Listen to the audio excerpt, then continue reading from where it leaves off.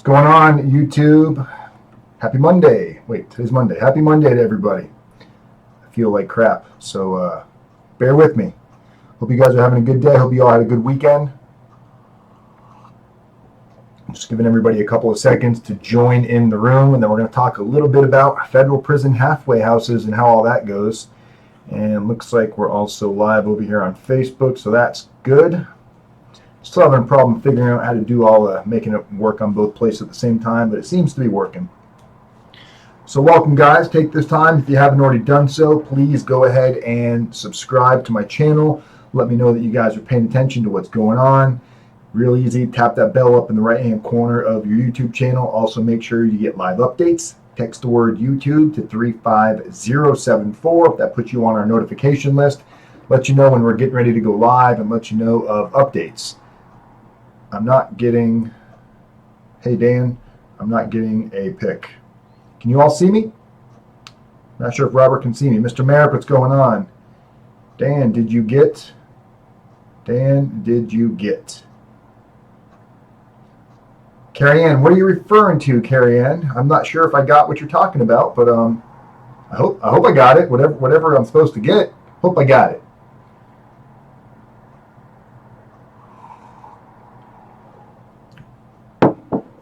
And what do we got going on over here? Okay. Another good topic. Billy G, what's up, my man? Thank you, thank you. Guys, if you haven't done so, yes, we can see. Okay. I hope you can see, Robert, because it seems like everybody else can see. So maybe you just got to refresh your page or something there. You guys let me know the audio sounds, if I need to put the mic closer to my face. Trying to figure out all these damn volume controls and make sure everything's running right. But yeah, we've been getting a lot of questions lately about federal halfway house and how that works. And one thing, a lot of people say, well, Dan, you didn't really do enough time in federal prison to really be giving advice. However, I did do enough time in the federal halfway house. I was given 11 months of federal halfway house. I was 1 month shy of pretty much the max that you can do in a federal halfway house. So we are going to discuss what it's like in the halfway house, how you get to the halfway house, what I envisioned the halfway house being like. You know what's crazy? Talking about the federal halfway house is I really scoured the internet. I'm not the best researcher online, so maybe you guys can send me some awesome videos. If you have found any really awesome videos that is of inside a federal halfway house, please let me know, because I would really like to get some good video of inside a halfway house to show you guys what they look like. I am going to be working on that because I do know people still that know people that are in the halfway house. I know they're not supposed to take videos or anything like that, but a lot of people do. And I think it's really important for people to see what goes on inside of these halfway houses because it's very misleading to what I pictured it being. Is there any way you can speak a little about how RDAP has been affected by the funding cut? My husband graduates the program this Friday and he still does not have his release date. Yes, Christina, we will chat about that. As far as I know, the budget cut does not affect RDAP. RDAP is required, just to touch on that real quick, if you graduate RDAP and you're getting time off and you graduated the program, they have to give you 4 months halfway house minimum. So if he was looking at additional halfway house time on top of that, he could get a reduction and get less halfway house, but they have to give him 120 days because you're required to take additional classes while in the halfway house for 120 days minimal if you're an RDAP graduate. So yeah, I don't know the specifics on that, Christina. And to touch on another lady who's been following us, and maybe she'll be in this room in a little bit. I'm actually going to read you guys a text message. Somebody got sentenced today. So let's see here. Let's go to it. So Christina, who, not the Christina that's talking to us right now, but we have another Christina that joins us in this room from time to time, and she may be here, she may not be here yet. But we've been talking on and off for, I would say, the last couple of months. She's been following my channel for some time now, and she's been doing everything she can do to acquire information from these videos. She got sentenced today, and she received 5 years probation. Can't believe it. All thanks, here, I'll let you guys read it just so you don't think I'm crazy. Let me block her phone number there. Actually, make sure you don't show her phone number. So that's a text message from Christina today.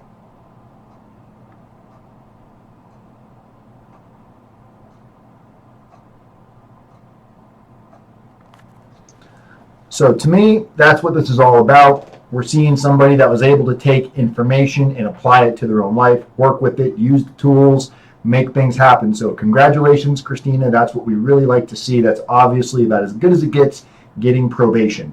Not everybody receives probation. So if you are looking at a federal prison sentence and you're concerned about what you can be doing, there's a lot that you can be doing that you may not know of. Maybe information your attorney doesn't know or stuff that your attorney is not focused on. But guys, do yourself that favor and listen to what everybody else is saying. Listen to the majority of what's been working for people and pick up that phone and give me a call, 434-4695, or send me a text, send me an email, whatever is easier for you. All my information is on just about every single video. If you are going to federal prison, that means at some point you are going to be facing, more than likely, being transferred to a federal halfway house at the tail end of your sentence. So what happens when you get to go to the federal halfway house? How does it work? How do you get there? Do they release you from prison? You show up at the halfway house. What's the deal? Do you get like, hey, be here in a couple of days. Your release day is today. We'll see you in 36 hours at the halfway house. How does all of that work? So basically, when you get released from prison to go to the federal halfway house, it's going to be at the tail end of your sentence, 3 months, 6 months, 9 months, a year, whatever you receive in federal halfway house, you're going to receive a furlough. And that furlough can be, you're either going to be taking a taxi, you're going to be going with family, you're going to be hopping on a plane, a train, and what happened here? Why is this not connected? Did we lose our video? There we go. We're back. And we're back. Don't know why I did that. So, we're still alive, right? Yes, we are. All right. So you don't know exactly what it's going to be yet because you're not there yet in that situation. If you're really close to the halfway house, like if it's pretty much driving distance, more than likely you'll be able to get a furlough to where, you know, your family, an authorized family member, can pick you up and take you to the halfway house. And how much time do they give you to get to the halfway house? They map it out down to the T. So let's say your prison is 3 hours from the halfway house, or 6 hours, whatever.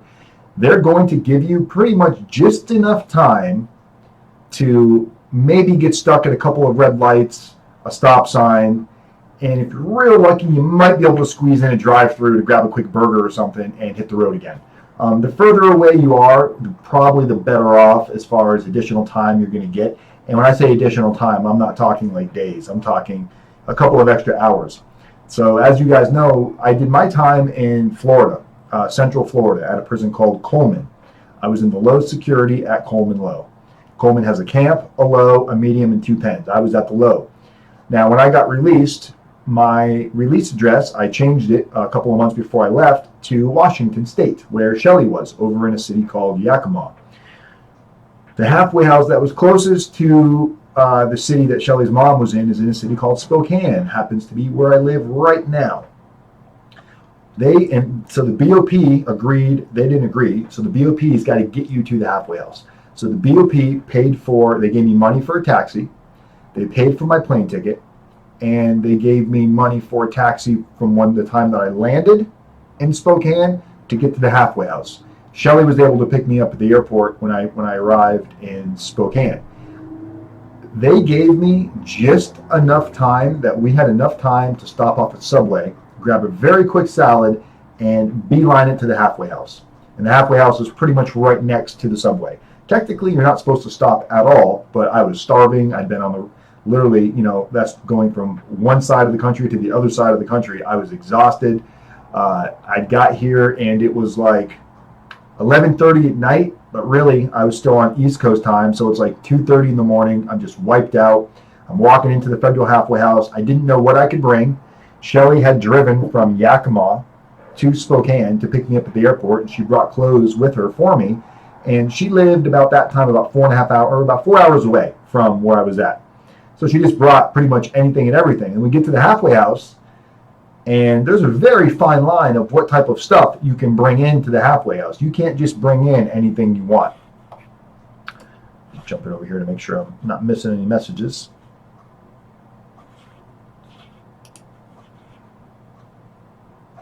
Doesn't look like it updated. That's a bummer. It stopped on Christina's message. So let's see. We got another message from Jonas. Well, I get sentenced next month. I'm signing a plea deal to 5 years. How much time do you think I would do? My lawyer said I'm going to a camp, but he also said I will go to a halfway house after I get out. Jonas, this best thing I would say to you is, oh, your message is there. The best thing I would say is shoot me a text, and we can have a 5-minute conversation, because there's different factors to what you're asking. It's not just such an open-ended question. So I have questions for you before I can really give you that answer.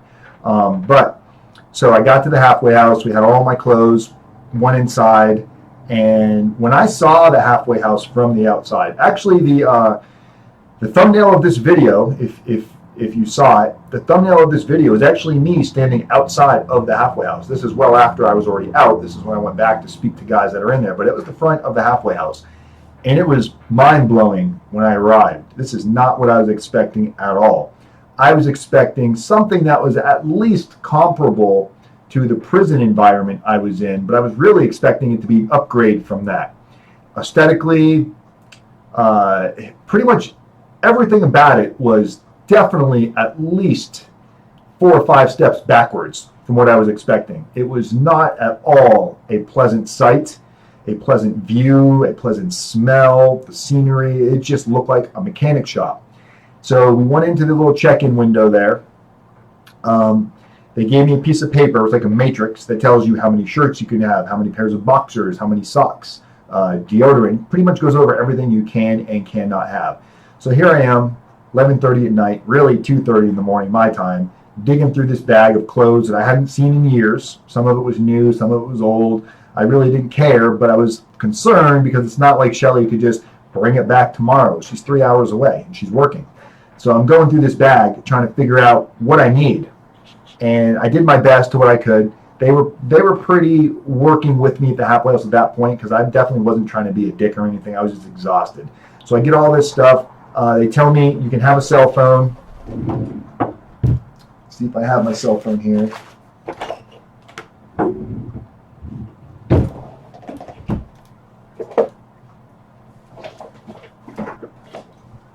I don't have the cell phone on me, but I'll show you guys that in a different video. Just a little flip phone. It wasn't a real phone. I mean, it was a real phone, but it had a little flip phone.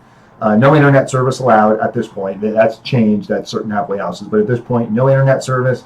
A little flip phone. So Shelly ran to Walmart or somewhere like Walmart or something and got me a little prepaid phone. Brought it back that same night because she wasn't going to be able to come back. I couldn't use it that night, but at least they had it there. They could get it verified and give it to me the next couple of days so I could make phone calls. So I get in there, go through all of that, say goodbye to Shelly. They show me where I'm going to be sleeping. It's in this little, so when you walk into the halfway house I was at, you walk in and there's a door to go into from the outside to inside. And then it's like kind of like walking to a doctor's office. There's a little front desk with a window that opens and slides, and behind that is where all the staff are.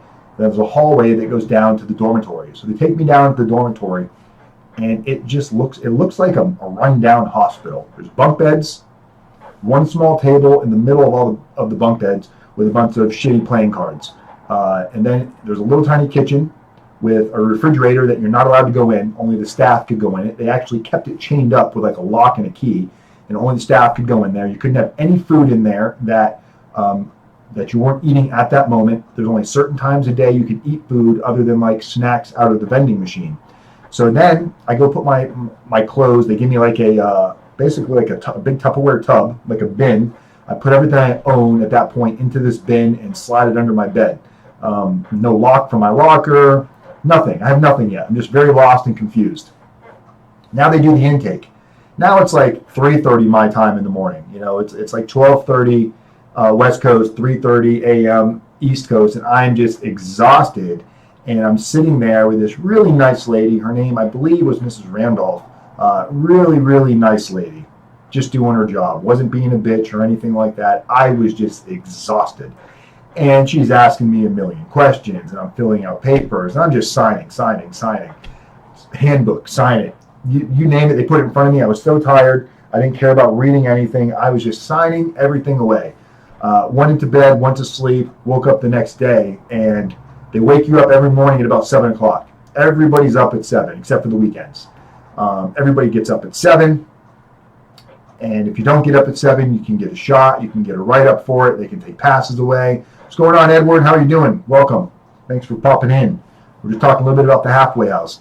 So you got to get up at 7 o'clock. And, I didn't have anything to do. I didn't have anywhere to go. I didn't have a phone yet. I didn't know anything about anything. I was just still in a haze. And I'm walking around this halfway house inside because you can't go outside. It's not like you get a pass where you can just go outside and they say, all right, be back at 5. You're not doing anything at your own free will. You are very under lock and key when you are in the federal halfway house. In a lot of ways, it was a lot different than what I expected from prison. So now I'm trying to get familiarized with things, and other guys are coming up to me and telling me, don't worry, you'll get the hang of it. And I was confident that I would, but at the same time, I was like, holy mackerel, this is really not what I expected. And I got to do this for 11 months. That was a real hard pill to swallow. It reminded me when I first got to prison. And this is before I knew I was only going to do 13 months. I was still expecting to do 2.5 years. And I remember being in prison is looking out the doors and seeing the barbed wire fence and the razor wire and the guard towers with the guns and thinking, holy shit, I'm going to be here for 2 years. This is my scenery for the next 2 years. Well, that feeling came back tenfold with the halfway house. Hold on, let me read this question real quick. Was it like a prison intake?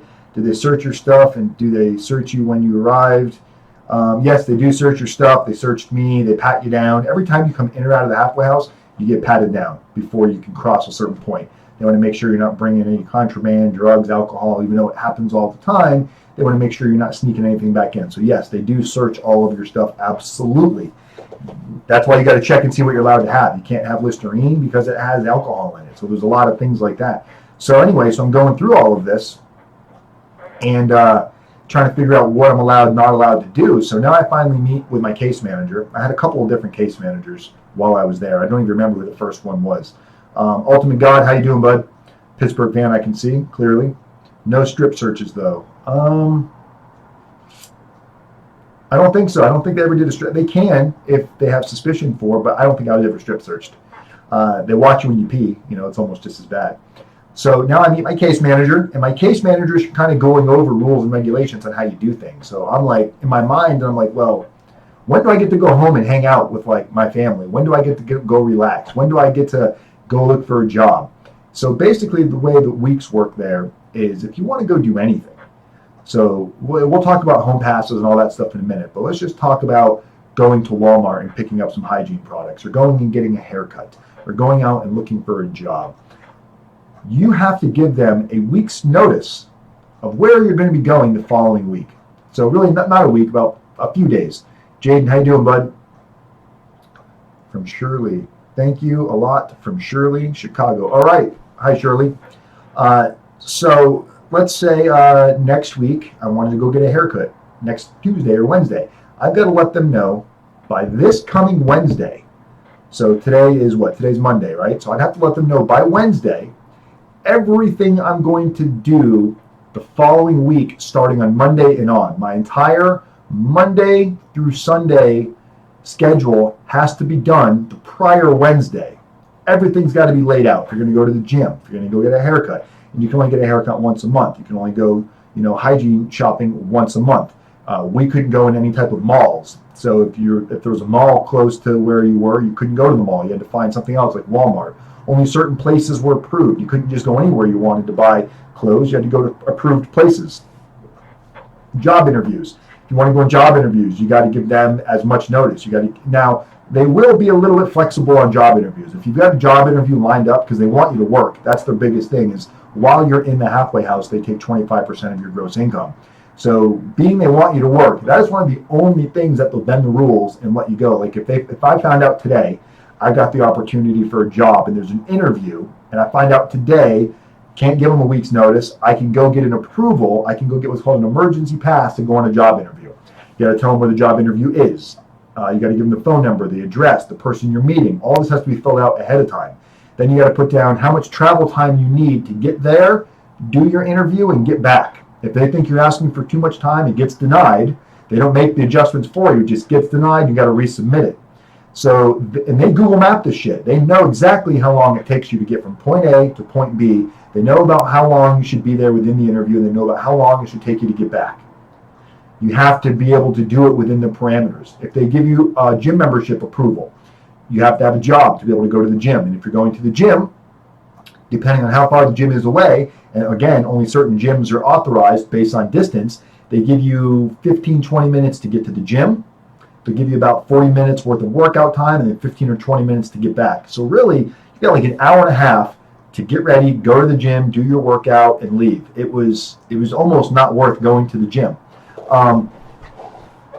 It was just really, really, really rough. Now, my biggest excitement, once I found out I was going to be at this halfway house for 11 months, the thing that I looked forward to the most that was going to be able to get me through this was social passes, which are going home on the weekend. They're called 48-hour passes, social passes, home visits, whatever you want to call it. So I'm all excited. I'm filling out paperwork, doing this. They're like, well, what's your release address? I gave them the address. I didn't know this.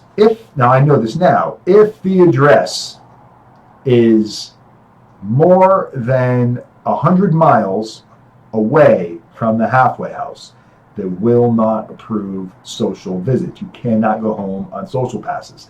I live like 150 miles away. Wasn't happening. Remember, I got there in October. So from October to December, I never got to go home because it was too far away. I had to wait until Shelly found an apartment, which is the one we're living in right now. I had to wait till Shelly found an apartment in Spokane. Then it had to be approved. She had to move in. So Shelly didn't move into this apartment until December 1st, 2016. December 1st, 2016 is when Shelly moved in, and it was within like 2 weeks after that, I was finally able to go home on social passes. But when I found out I could not go home on the weekend to where she was living, that was another giant blow. What's going on, Alex? Humble yourself, and even if you have to work at a gas station, you will get to go home on the weekends. Alex went through it himself. Alex also did RDAP. Alex is an RDAP graduate, and Alex is also an awesome part of the Federal Prison Time with RDAP Dan team. He's going to be helping us a lot with everything going on in the back end. He's going to be playing a huge role on the online reputation management, helping you guys rebuild your good name while you're in prison. What's up, Jay? Jay's a client. He's a client that received probation. One of our clients that received probation. Jay's in the room, so welcome, Jay. I'm glad to see you join us. Jay's on an ankle monitor right now, so he's probably got nothing better to do but watch a little bit of RDAP Dan. Will the Al-Qaeda beard be making a comeback? I don't think so, because if the Al-Qaeda beard makes a comeback, I think my girlfriend's going to make an exit. I don't think Shelly can stick around. The Al-Qaeda beard, guys, the Al-Qaeda beard that I grew before I went to prison. And if you don't know, you got to go watch some older videos. But that beard was for the purpose because I was terrified of going to prison. I had no idea what to expect. There wasn't an awesome RDAP Dan out there to completely prepare me mentally, physically, and just really kind of lay it all out on the line. So I was terrified. And I figured if I grew the beard, got nice and chubby, stopped showering for a while, I would probably get there really stinky and smelly, and nobody would want to rape me, maybe. That's kind of what I was hoping. There's a lot of truth to that thought. It's not entirely not true. Jay's on the treadmill. All right, Jay. Jay's losing some weight. Good to hear.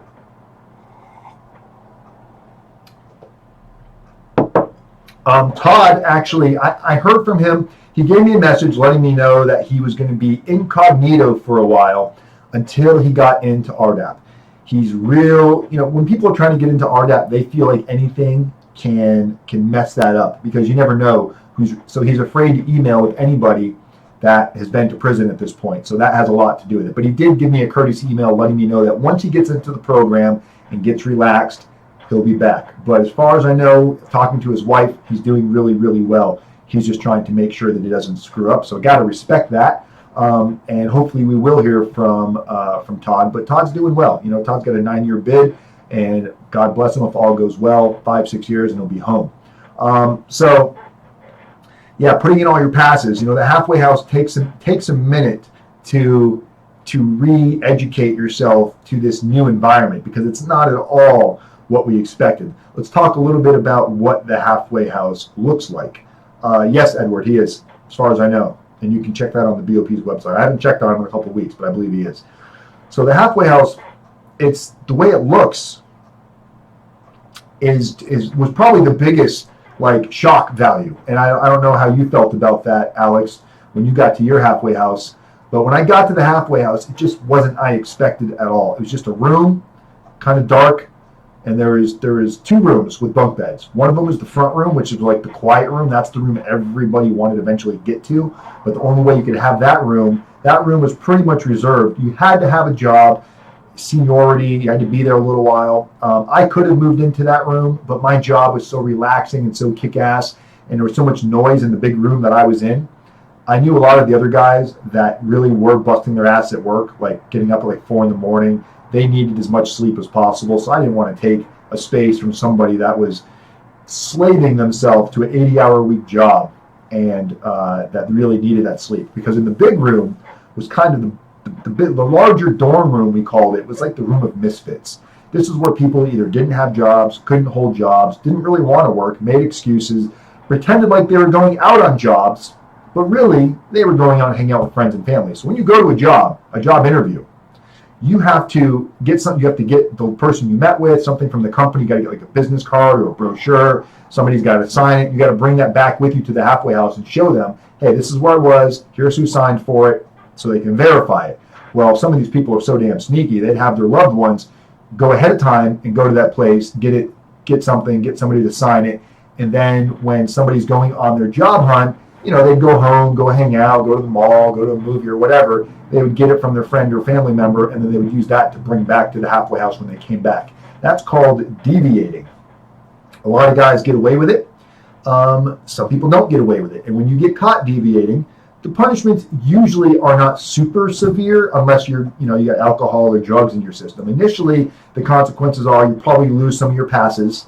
You got extra duty, you got to clean up around, things like that. But if you continue to do it, then they put you on a GPS, an ankle monitor, and if you continue to do it from there, you go back, basically the U.S. Marshals get you and you go to county jail. So in my opinion, it was never worth deviating. My biggest deviation was stopping at a gas station and getting some gas or hitting a drive-thru on my way home really quick. I never deviated like, I'm going to go hang out completely somewhere where I'm not supposed to be. Once in a while, they'll call you at your job or they'll pop in at your job. And I've seen guys that were supposed to be at work. Their boss is covering for them. They get caught. Somebody snitches on them, whatever, and boom, now they lost their job. They're looking at additional, they lose all their going home passes for the weekends. Usually they're not going to kick you out for that, but it can be pretty severe. It can really be a setback for sure. Let's see. Let's read some messages. How do someone look for someone in a halfway house? You can't really look. That's a little bit different than looking up in the BOP, Jaden. You've got to find out what halfway house would be their designated area, and the halfway houses aren't just going to be like, yeah, he's here. Usually, if you want to find out where someone is, they got to reach out to you. I had friends trying to call my halfway house, and they told them we can't give out that information. So it's kind of classified for whatever reason. Can you have cigarettes in there or not allowed at the halfway house? You can have cigarettes, but you can't have them on you. And okay, that's a good point. So the halfway house I was at, there was like 3 cigarette breaks, maybe 4 breaks a day. I didn't smoke, so I really didn't care.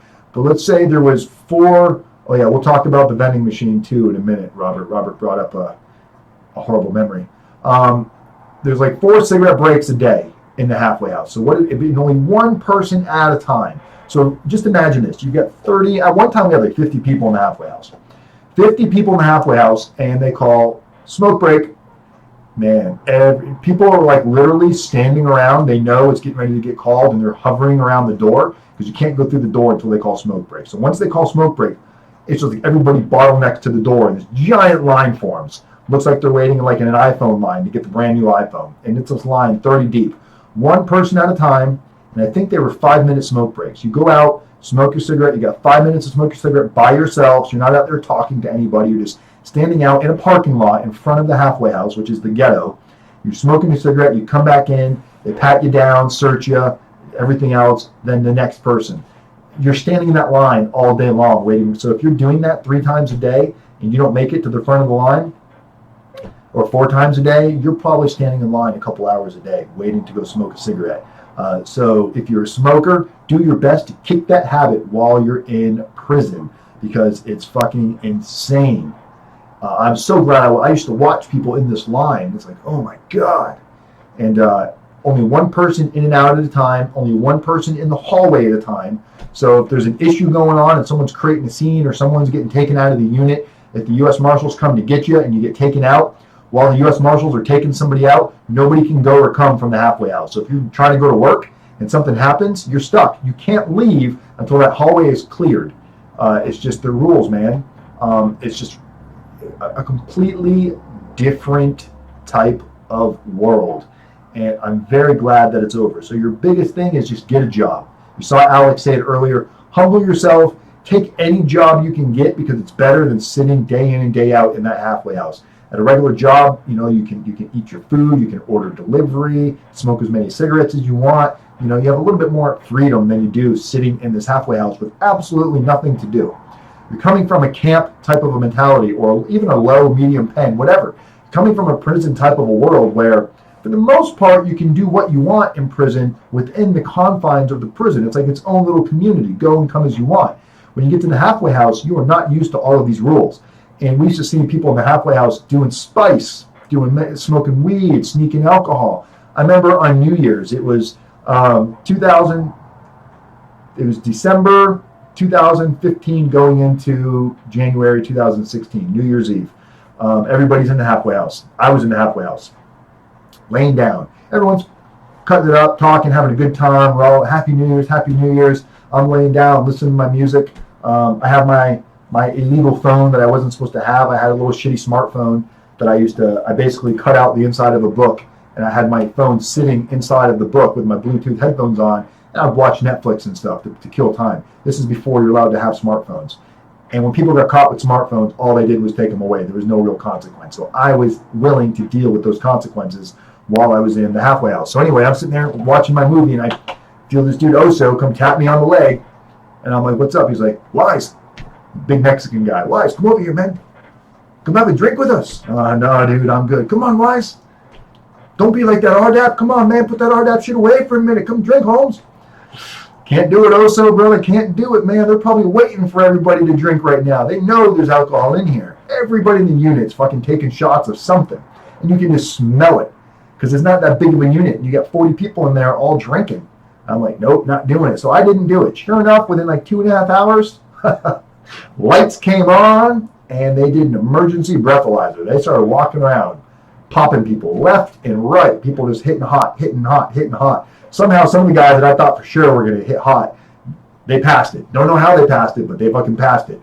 But a lot of dudes, within the next 2 or 3 days after that, U.S. Marshals came and got them. So I never was willing to risk. I would see guys bring alcohol back in. They would sneak it in. They would hide it under their privates, and just in the craziest places they would think of sneaking stuff in. And just insane. I did have my moment of screwing up for sure. I was the ideal role model, halfway house inmate, whatever you want to call me. I didn't do anything I wasn't supposed to do. Never talked back to the staff. Didn't give them any shit. If they told me to do something, once in a while, they would flex their authority. And they tried to get me to clean the shower ground with a toothbrush. And I said, you know what? I'm not going to clean it with a toothbrush, but I promise you'll be just as happy with my abilities in cleaning this grout as if I did use a toothbrush. And I sold them on, is that good enough? If you're not happy with the work and effort I put into this, then we'll talk. I'll consider the toothbrush method at that point. They're like, okay. So I scrubbed it, did everything I had to do, and they were happy with it. But it was in March of 2016. I was flying high.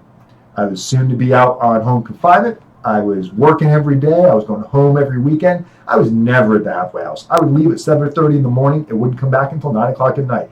Monday through Thursday, gone from 7:30 in the morning to 9 o'clock at night. Had my own office. I was kicking ass for a company in Florida, doing managing a sales team for a delivery company. And then from 3:30 to about 9 every day, I was running my YouTube channel. That's where all my early videos started. If you guys go back and watch my first videos of me, wearing tank tops and shitty microphones and no lighting, I was on a laptop in a little small one-man office. Loving life, though. Living life. Loving it. Had all kinds of extra freedom that other people in the halfway house didn't have.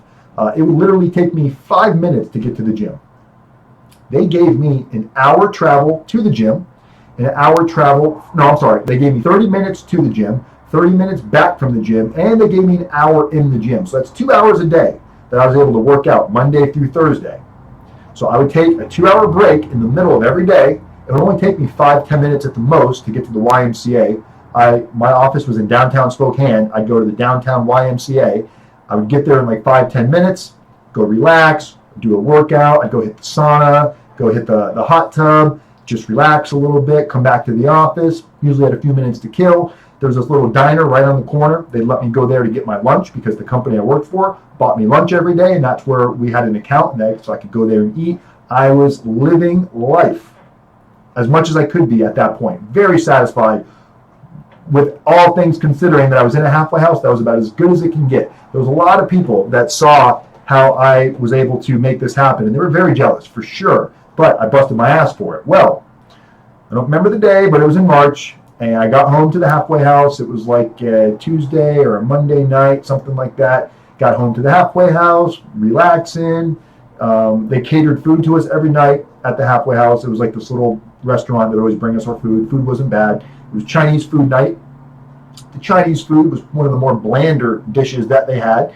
So I'm sitting there and getting ready to eat my Chinese food, and they got hot Fritos in the vending machine. I'm like, man, some hot Fritos would be really good crunched over this Chinese, whatever it is, Chinese food.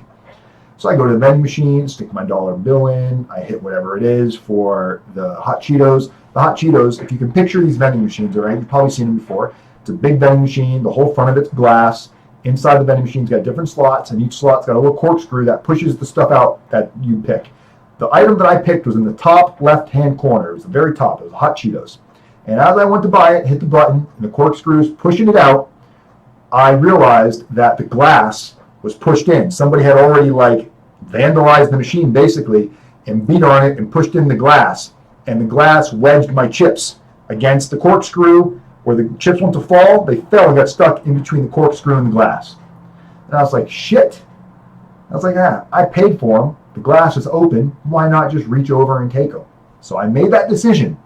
I decided to make a decision that was on the moment without thinking about any potential consequences. I reached in, took the bag of chips, one amongst my dinner, ate it. It was really tasty. I enjoyed my dinner. That was like Monday or Tuesday. 2 days later, I'm getting up, getting ready for work, just like I always do. I go to the front to go check out, and they're like, oh, you got to wait for your case manager this morning, Mr. Wise. I'm like, why? She's never here on time, and I don't meet with her till the afternoons. It was on a Wednesday, that's right. So Monday is the day that it happened. Monday was the day that I took my chips out of the vending machine. Wednesday was the day they wouldn't let me go to work. And I'm like, why? They're like, oh, you just got to wait for it. They wouldn't give me a reason. I'm like, that doesn't make any sense. They've never done that before. So my red flags went up. They didn't go up for the vending machine because that never even crossed my fucking mind, to be honest. So never in a million years thought it was going to be for that. Just checking to see if we got any awesome people over here watching us on, forgot we have Facebook going too. Probably should. They didn't go up for the vending machine because that. Let's turn that down. All right, so nobody watching us over there. Nobody likes us on Facebook. Oh well. So they're like, we gotta wait. So I'm waiting. It's like she's like an hour and a half late at this point. So I go back to the front. I'm like, yo, I'm already late for work. It's like, can't you guys get me approval to go to work? And I'll talk to them when I get home. So the assistant, what do you call her? Her name was Miss Moyer. She was one of the only people. Like when she left, I felt like it was an upgrade for the federal halfway house. She was the assistant director. She wasn't the director. She was the assistant director. She comes up to the front. She goes, Mr. Wise, if we didn't have a good reason to keep you here, we wouldn't keep you here. So I'm like, well, what the fuck does that mean? That sounds crazy to me. You got to give me some kind of explanation more than just that. And that was that. And I knew something was up. I'm like, what did I do wrong? What did I do something? I'm like thinking, man, what did I do? Was I late to work? Did I stop and get a soda? Did I do something that I didn't remember? And I'm freaking out now. I'm literally going to panic mode because anytime I've seen them do that to somebody, it's because the marshals are on the way. And all I'm thinking is the marshals are on their way. So I'm texting Shelly. I'm sending out messages. Fortunately enough, my boss, who I worked for at the time, is also my best friend. He's who I had a company with before I went to prison. So he was like, yeah, just let me know what's going on. So about 3 hours later, I see this big black van pull into the parking lot. And I've seen that van before. Windows are tinted out, and sure enough, a couple marshals get out. And I'm like, oh, fuck. They're here for me. I'm getting my stuff. I don't want my shit to get stolen, so I go give some things to one dude. And no sooner than me giving him stuff to hold on to me, boom, staff members come back. Like, Wise, we need you to come to everybody to the dining room. So they call everybody to the dining room. And then they call my name. Wise to the front. That was a bad feeling. That was really, really, really bad feeling because I knew it was coming. But I still don't know why yet. I didn't know it was for the vending machine. So I'm walking to the front, and I get up to the front. There's two marshals right there. Marshals put me in handcuffs immediately. And I'm like, what is this for? That's when they hand me what's called a shot. They hand me the shot, and it's called a Series 200 shot. So in the BOP, whether you're in prison or the halfway house, they have basically the most common shots you see are 300 series, 200 series, and a 100 series. 100 series being the worst, 300 being the least brutal. I got right in the middle, 200 series shot. A 200 series shot, if you get a 200 series shot and you're still, and you did RDAP, if you get a 200 series shot while you're in the halfway house, they take your RDAP away from you. What does that mean? If they take your RDAP away from you, you lose the time you got off for RDAP, which was a year, and you go back for whatever halfway house time you have remaining. I still had from March until October of halfway house remaining. So they give me the shot, and it says on there, for theft out of the vending machine. It had the time, I took the chips, all this stuff. And I see Miss Moyers. I'm like, she's right, Miss Moyers, I didn't steal anything out of the vending machine. I put my money in it. Mr. Wise, you know what you did. We reviewed the tape. There's no evidence of you putting money in the machine, but there's clear evidence of you taking chips out of the machine. And I'm just livid at this point because I knew that I put the money in the machine. But I wasn't taking responsibility just yet. I was still heated at the moment, trying to talk my way out of it, knowing deep down inside there's no talking your way out of it. So I just shut down, took me in handcuffs, brought me to Spokane County Jail. It was just a real shitty experience. Spokane County Jail was by far the worst experience I experienced in the prison system. I really, really feel for the people that are in that county jail for, any time at all, but anything longer than a couple of months in that county. I think people start to literally lose their mind. You are locked in a two-man cell, and a lot of times you're in that cell by yourself with a room that's smaller than the room I'm in right now, with less walking space. You've got bunk beds, a toilet, and a sink. That's it. No shelving, nothing. They give you little bins. You put whatever, book or whatever you got in there, and you slide it under the bunk bed. That's your living area. 27 days there, and they came to see me, and they said, "What do you want to do? Do you want to just admit that you did it, or do you want to fight it?" They said, "If you admit that you did it, you'll be given like 20-day sanction, and they'll come and get you, and you'll come back." I said, "Yeah, but if I admit that I did it, I'm going to lose my RDAP." She's like, "That's a good point." I said, "So no." I was like, I don't want to admit that I did it. I was like, "I'll admit that I reached in the vending machine. Clearly I did." But she's like, "Well, you get to pick an employee of the halfway house to represent you, to speak on your behalf." So there was a couple really good people there. So I picked somebody there named OJ. That's not his real name. His real name was something else, but everybody called him OJ. So I picked him because he was always just real down to earth. And I said, all I'm asking is for him to review that tape 10 seconds before I reach into the machine and just look at the tape. There's 2 cameras in that room. It definitely shows the angle of me putting money into the machine. So I'm waiting. Comes back guilty. They never reviewed the tape, nothing. So now I'm appealing it. You're allowed to appeal the process, and I forgot what that's called right now, but you can appeal to overturn their sanction. So I appealed it. I wrote my own letter. I mailed it out, certified. It went out. It took about 30 days to get reversed. And when they got it, they read it, they reviewed the tapes, and they overturned it because they saw that I did pay. There was not theft. Clearly, I paid. And 2 days later, Miss Moyers was given the boot. I don't know if that had anything to do with it, but I was making a really big stink about it because it was clear that she did this without actually reviewing any of the footage or anything. So it was that was intense because I was about to lose my year of halfway. I was about to lose my year of RDAP. They were going to send me back to Florida, and it just would have changed the course of everything that I had been working for. But while I was sitting in county with nothing else to do but reflect on choices, decisions, things that I've done, I thought about that night, reaching into that vending machine, and what if I had just gone to the front desk and said, hey, the machine ate my 65 cents, or it ate my dollar bill. They either could have came, unlocked the machine, or they could have said, well, we'll call the vending machine company. And I might have been out 65 cents. That would have been the worst case scenario, and it never would have happened. So ultimately, seemingly unimportant decisions can have major consequences when you're in prison, when you're in the halfway house, and when you're on probation. It's not over till it's over, guys. Don't get comfortable. Don't get complacent, because like I said, I was living life. I was doing everything I was supposed to do in the halfway house. I was an ideal role model. I was doing as good as anybody could possibly do. And with one stupid, seemingly unimportant decision, I almost ruined the entire efforts that I had put in. It almost all got washed away with one stupid mistake. And that's where a lot of us are right now. We feel like we've done so good in life. We're good people. And I made a bad decision. I made a bad choice. Now I'm going to go to prison. It doesn't seem fair.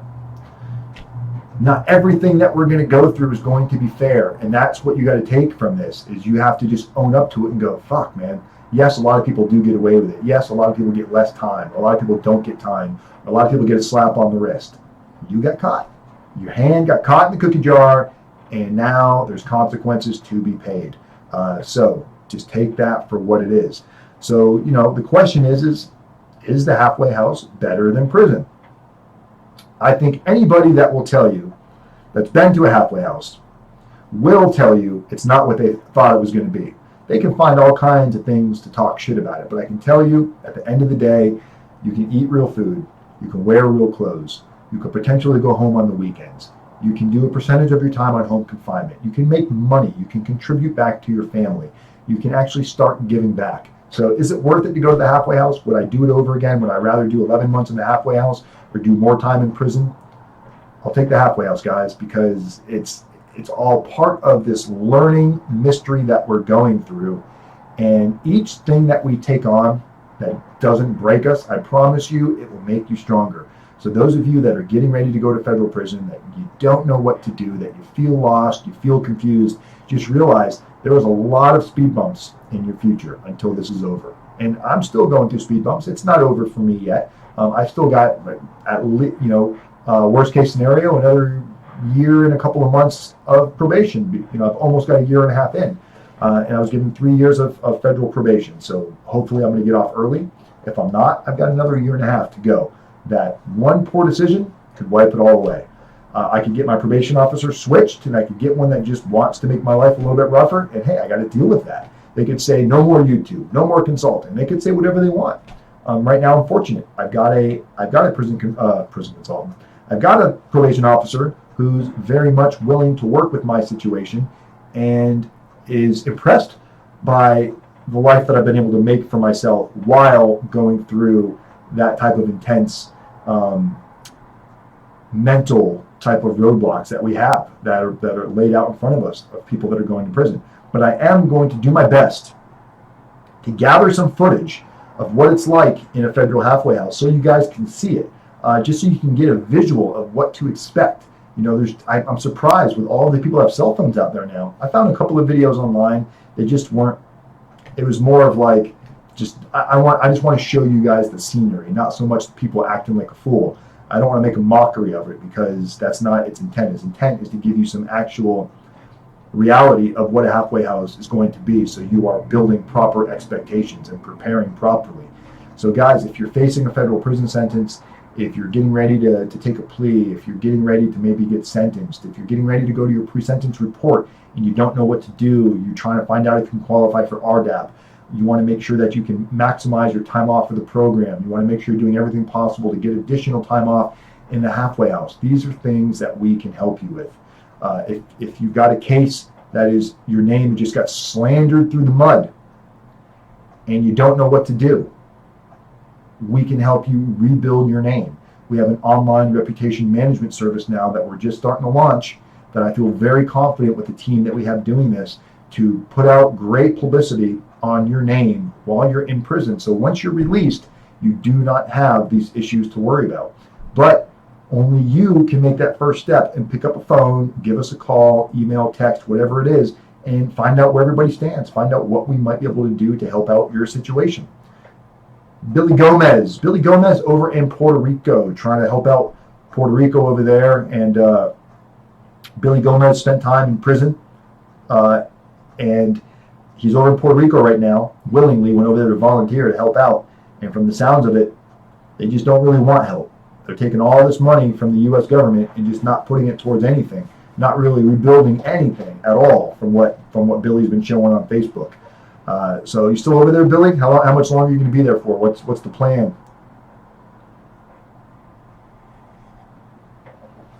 I had an awesome, went to a Christmas party. What night was it? Saturday night. We had a blast. We went to, what's that? I don't know why I can't think of the Chinese restaurant we went to. Wow, my mind just completely escaped the restaurant we started off at. Food was okay. It was fun. A bunch of people were there. Had a great time. There was like probably 60 people at this party. We all getting along really, really well. Then we left there and we went to the Dueling Piano Bar. I don't know if you guys have ever been to they got them different places. There's like a piano bar where it's like jokes going on and people yelling stuff out to the crowd. They get you to come up on stage and do crazy stuff. And two pianos are battling it out. So we had a really good time. We did it's like a gift exchange, white elephant exchange, where everybody brings a gift under like whatever, I forgot what the value was, $40, under $50 or something like that. And everybody picks a number, and then when it's your turn, you can either steal somebody else's gift or you can pick a gift that hasn't been picking up yet. And both of my gifts got stolen. I had two awesome gift cards that I had picked and somebody stole them. But we had a lot of fun. It was a lot of fun. Shelly had a great time. The next day was a little bit rough because we don't typically go out and, let it all out like that. But we did. We had a great time. We actually took Uber. We were responsible. We knew we may be having a couple of cocktails, so we weren't about to go out and put ourselves in any type of circumstance. So we took advantage of Uber. I think we Ubered there and lifted back. So, I mean, we hit all areas. What's good damn facts? Back home, had to leave. So did you not get anything done, bud? Was it all a waste of time? They didn't let you, they killed all of the projects that you guys had lined up and all got pulled. I know you were real excited about going. Didn't sound like you were able to get much accomplished due to the Puerto Rican government. Billy said in his video, he's from Puerto Rico. He will never be back. He will never go back to that country.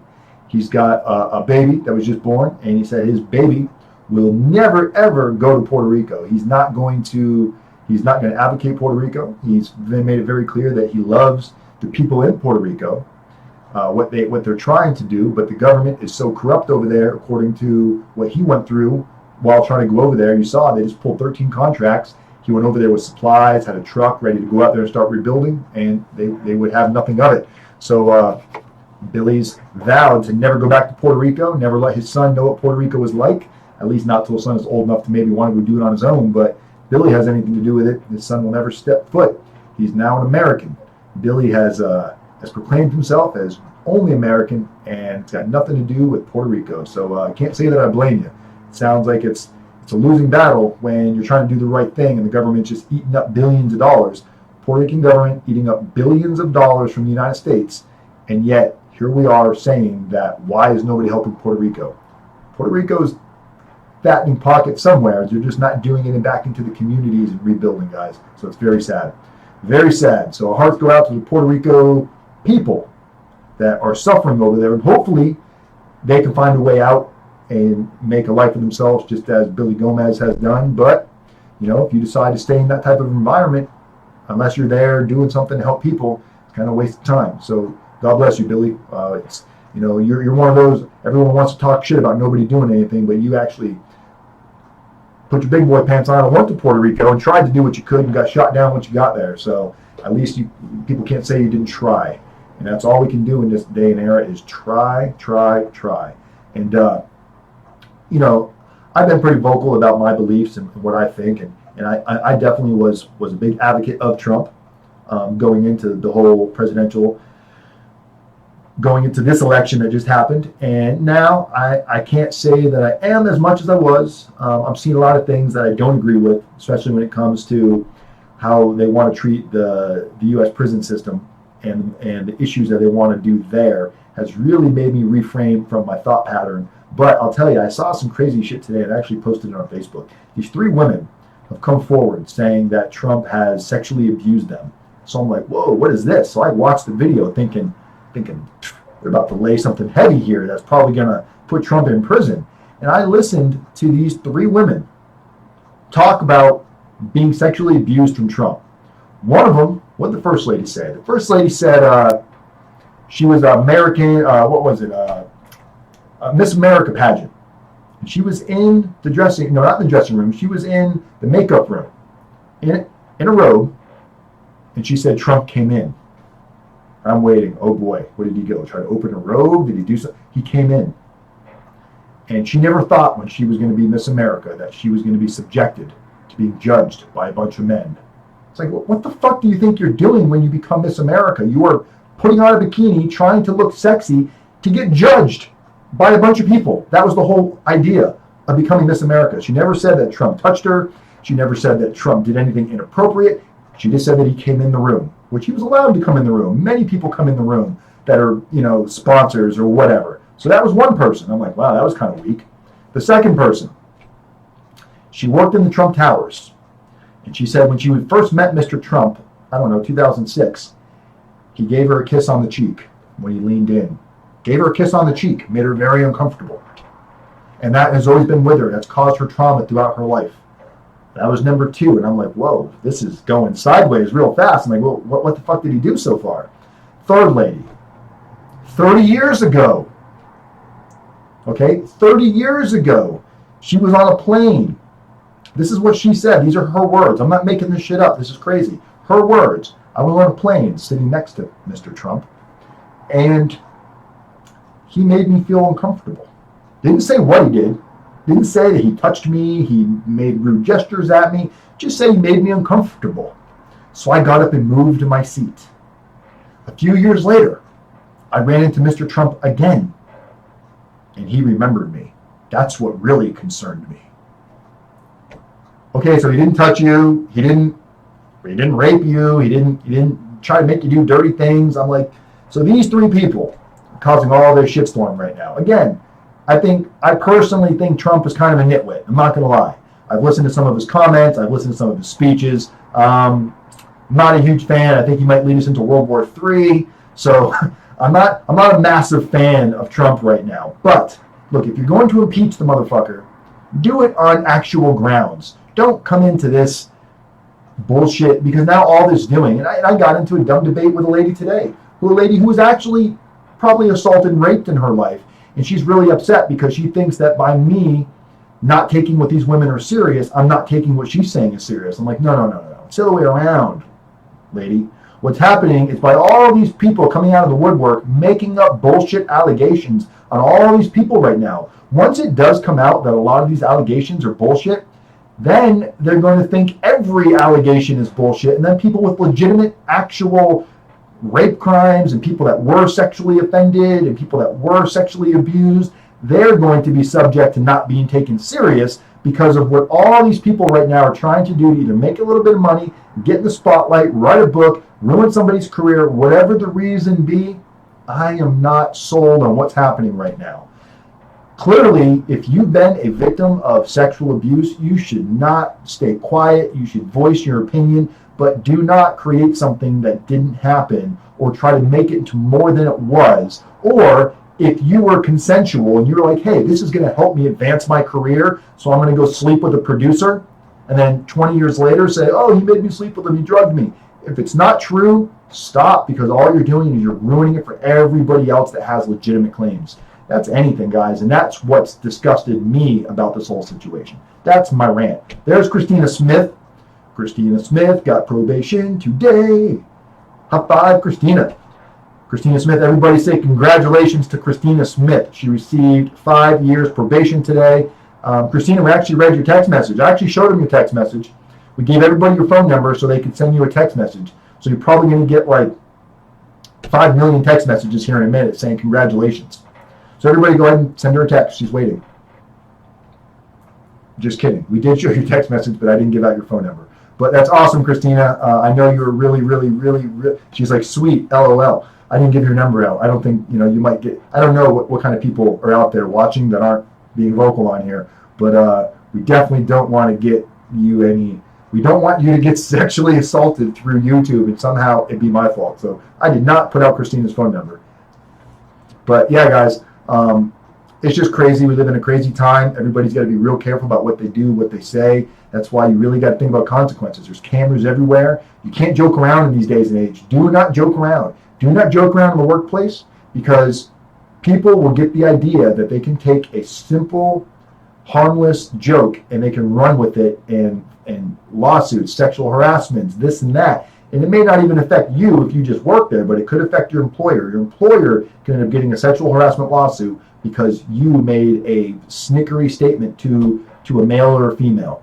So guys, women, keep your thoughts to yourself. Really, really think about being very, very protective of what you say and who you say it to. Flirting is not okay. You might have harmless intentions. Somebody else's perception is different. Next thing you know, your ass is lit up on the news, Facebook, the media, whatever. It's just not worth it. We see it happening to almost everybody that has a good name in today's industry is getting a big chunk taken out of them. I would not want to be a cop. I would not want to be a teacher. I would not want to be a politician. I wouldn't want to be a doctor. I wouldn't want to be anybody right now that somebody feels like just because of my position, they can take a swing at me and have a moment's fame. So run and hide, guys. Plea deal, 1 to 5. Can you qualify still for halfway house? Jonathan, yes. You can qualify for halfway house for no matter what. It just depends on how much halfway house. And that's why I think it would be really wise for you to give me a call because, Tamara. I just saw Tamara join the room. Congratulations. What's going on, Tamara? Howdy, howdy.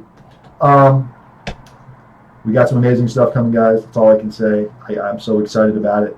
Alex and Jenny, they are going to be doing some amazing things for how our website is going to be working and how the blog is going to be working. You guys are going to be real impressed. You're like, damn, RDAP Dan stepped it up. We're about to take this stuff to the next level. I made a video about a year ago, and I called it RDAP Dan 2.0. That was really like RDAP Dan 1.1. That was like maybe 0.1 from where we were when we started. But what you guys are about to see is like RDAP Dan 5.0. We're about to jump up some levels. We're about to see some things. Have you guys got involved in your cryptocurrencies yet? I don't know if you're watching or not, but I'm telling you, this shit is going through the roof. Let's see where it's at right now. We are at, and these are just the top 3. Look at that. So we got Ethereum at $513 for 1 Ethereum, guys. Look at that. Ethereum, $513. Forget about Bitcoin. You got to have some serious spending money to play with Bitcoin. But Ethereum, and then look at Litecoin. Litecoin, about a week and a half ago, was at $90 for 1 Litecoin. For just one, was at $90. A couple months ago, it was at $60. A couple months before that, it was at like $13. This is serious stuff. This is the app right here. All you got to do is go into the App Store. You see the C in the middle of my screen? Come on, focus. Anyway, it says Coinbase. Get yourself a Coinbase app. It's free. It's your virtual wallet to store all your awesome virtual money. But it's real money. I get in debates all the time with people that they're so against it, but they don't understand it. It's like, how are you so against something that you don't understand? That's called closed-minded. Got to be open-minded. And I'm telling you, that's what I'm getting my kids for Christmas. I'm getting my kids cryptocurrencies for Christmas. And those are just 3.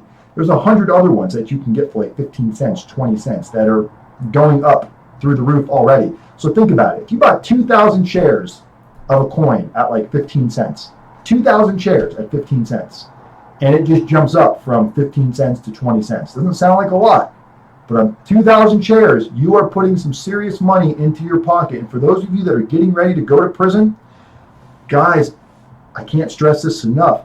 If you want to come out to something more than what you went in with. Now, if you've got tons and tons of money laying around and it's buried in the backyard somewhere, okay, maybe you don't need to worry about it. But if you're the average class person out there that doesn't have a giant nest egg and you're worried about what life is going to be like after prison, how are you going to get on your feet?